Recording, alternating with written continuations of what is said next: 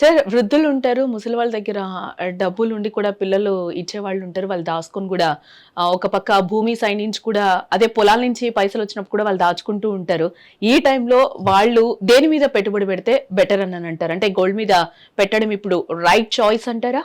Gold, silver రెండిటి మీద right choice అండి. ఈవెన్ ఓల్డ్ పీపుల్ అందరికీ కూడా ఏంటంటే ఈజీగా ఇమ్మీడియట్ గా ఎప్రిషియేట్ అవుతుంది. At the same time liquid cash returns కూడా వచ్చేది ఏంటంటే ఈ గోల్డ్ కానీ సిల్వర్ కానీ చేసుకోవచ్చు.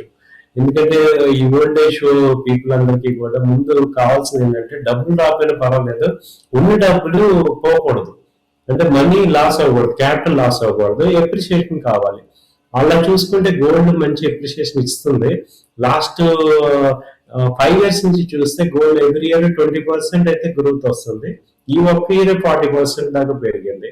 కాబట్టి గోల్డ్ అనేది ఏంటంటే మనకి ఎప్పుడు కూడా ఎప్రిషియేటబుల్ ఐటమే కాబట్టి దాన్ని హోల్డ్ చేసుకోవచ్చు. వీళ్ళు కూడా కన్సిడర్ చేసుకోవచ్చు. ఎందుకంటే అలాగే గోల్డ్ వీళ్ళు ఎక్కడ కొంటున్నారు అనేది ఇంపార్టెంట్. ఫిజికల్ గోల్డ్ కొంటున్నారా, లేకపోతే డిజిటల్ గోల్డా, లేకపోతే కాయిన్స్ కొంటున్నారా, 24 క్యారెట్ బిస్కెట్ కొంటున్నారా ఏంటి అనేది కూడా చూసుకోవాలి. ఎందుకంటే ఇప్పుడు ఆర్నమెంట్స్ కొన్నారనుకోండి, అవి కన్వర్ట్ అయితే మళ్ళీ మజూరీ తరుగు ఇవన్నీ తగ్గుతాయి. ఓన్లీ కాయిన్స్ కొన్నాం అనుకోండి కన్వర్టబుల్ ఈజీగా ఉంటుంది.